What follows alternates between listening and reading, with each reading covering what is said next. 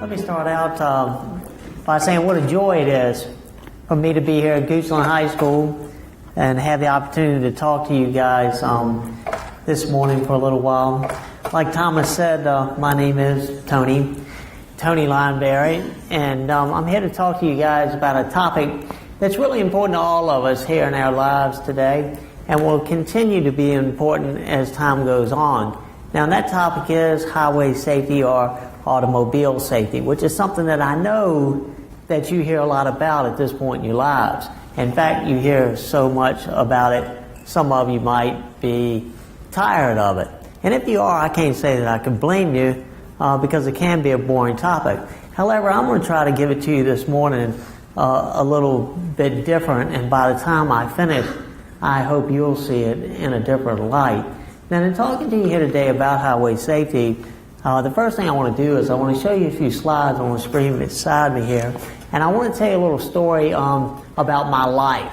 Now, I'm not going to go back to day one and bore you with the whole thing or anything like that, but I want to tell you about a portion of my life that's important to me, and I think you'll understand more why by the time I finish.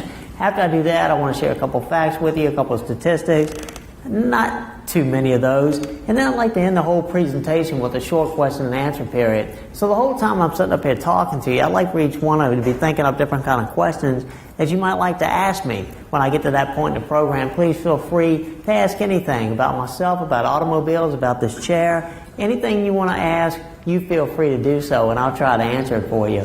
If I can't answer it, I'll see if I can't find the answer somewhere. So without any more, let me get into these slides and tell you a little bit more about myself. If I could have the lights down, I would appreciate it. I want to take you back a few years. I want to take you back to a time in my life when I pretty much had it made. Back to when I was where you're at now, you see. Back to when I was in high school.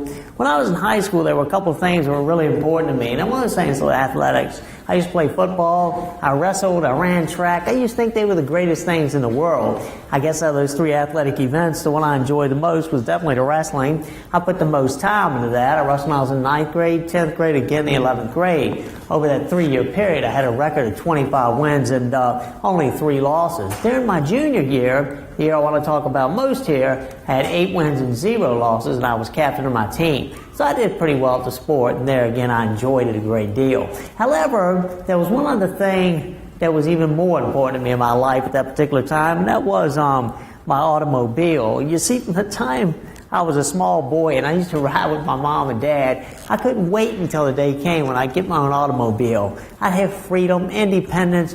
I could come and go as I pleased. I couldn't wait for that day. Finally, I got into 10th grade. I went through driver's education. I went down to Division of Motor Vehicles. I got my driver's license and I was all set. All I needed now was a car. And I knew exactly what kind of car I wanted for several years. I've been watching the different ones go up and down the road. I searched and finally I found it.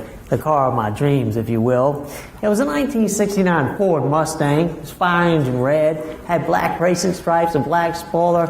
It was really something else. It was by far the nicest car on my school lot and one of the nicest ones in my community. And at that time in my life, I thought that was pretty great.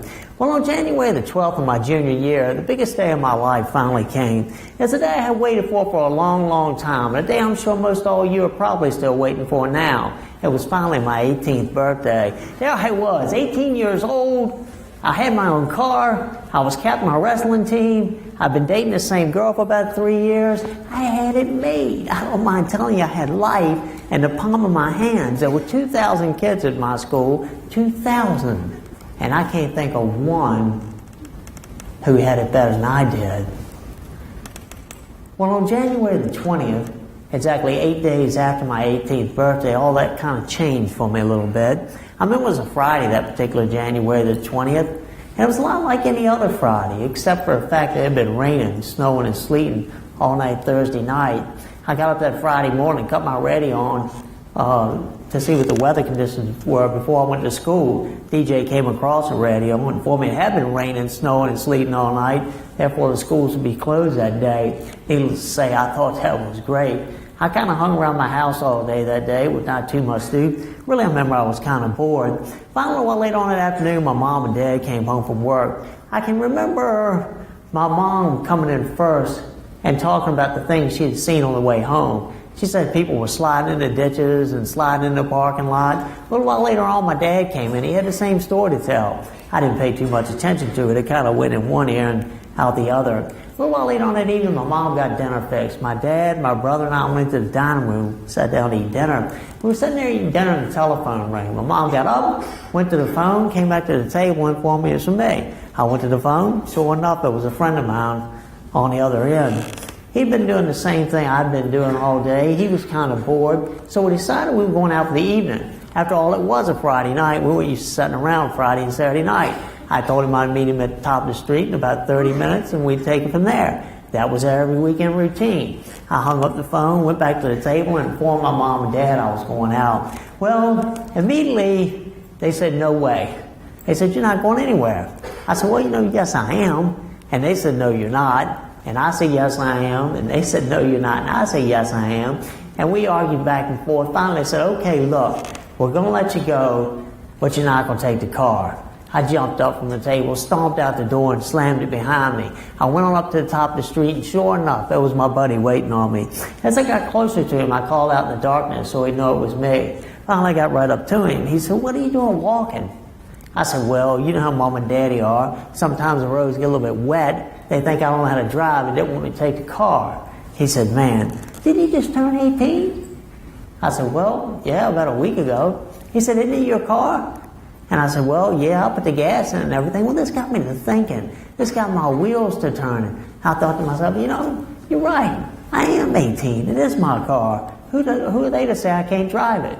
So we got this bright idea that we're going to take the car anyhow. We walked back down the road. We got to my house. We crawled up to the window. We peeked in. The coast was clear. Mom and Dad had gone to bed. We crawled back over to the car. I unlocked the door, jumped in, and put it in neutral. My buddy got behind and started pushing. We pushed the car out of the driveway and down the end of the street. I unlocked his door. He jumped in. I started up, and we took off. The car kind of fishtailed back and forth, but I was in control. You see, the steering wheel was right there in my hand. The brake and the gas were right there at my feet. We decided the thing to do that particular Friday night was to go to a party we'd heard about some friends at school. They said just get on the expressway and take it to the highway. When I got to the highway, take a right. They said you go about 2 miles on past the middle school and toward the community college. First set of apartments you come to, pull up in there. You'll see so-and-so's van, so-and-so's car. You can't miss it. Boy, this sounded great. We headed that way. On down the expressway we went. We came to the highway just like they said we would. I stopped at a right turn on red and headed down the highway. Well, we got about a mile and a half or a mile and 3/4 or so down the highway on past the middle school and toward the community college. And as I was coming up over a hill and around a curve, I noticed in the not too far distance that there was like a river or a creek flowing across the highway. Maybe not quite that, maybe I exaggerate a little bit, but whatever it was a large body of water flowing across the highway. Now, I didn't pay too much attention to it, although I do remember the lights from a nearby building kind of glaring down off this body of water. And I remember what light was in the sky kind of glaring down off of it. Well, the closer we came, the more I suddenly realized that it wasn't a body of water at all, but it was a solid sheet of ice. And when the front wheels of that car hit that sheet of ice, it flung it about 100 feet through the air. It flipped 3 to 4 times and came to rest upside down in a ravine on the other side of the highway. As I was lying there in the automobile, it was upside down on top of me. The steering wheel and dash were wrapped around my chest and upper body. My friend my friend was lying on top of me, bleeding all over me, kind of lifeless like. I started thinking back to that morning, the guy on the radio talking about the weather conditions. I started thinking back to my mom and dad talking about the things they had seen on the way home. I actually started thinking back to driver's education, all these horrible, gory films they used to show us. We'd laugh. That's a joke. It could never happen to me. All of a sudden, there I was playing a lead role. It wasn't a dream. It wasn't a joke. It was something that had really happened. As I was lying there in the wreckage, waiting on the rescue squad workers to free us, I noticed that there was a leg twisted up behind my lower back and an arm twisted up behind my upper back and neck. At first I thought my friend had been delimbed. I thought somewhere during the course he must have lost an arm or a leg. Some 45 minutes later, rescue squad workers got to the crash and they started to work to free us from the wreckage. They popped his door open and pulled him out of the car. They came around to my side and popped my door open.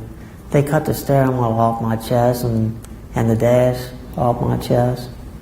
And as they pulled me out of the vehicle, I saw the leg just kind of flop down to the ground. And then I saw the arm flop down to the ground. And I suddenly realized that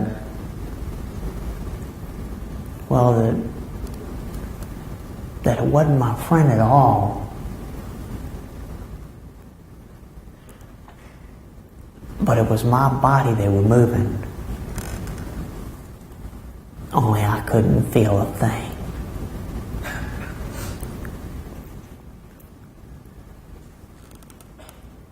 As a result of that accident, I suffered a broken neck in between the 5th and 6th vertebra, which left me permanently paralyzed from the chest down and without the use of any of my 10 fingers.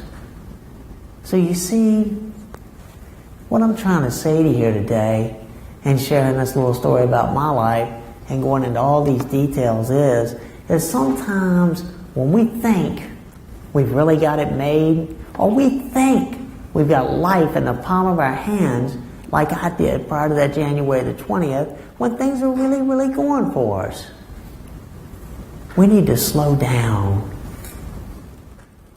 and take a second look at things. Could I have the lights back on, please? You know, I set up here and I basically paint a pretty ugly picture for you guys. I know I do that.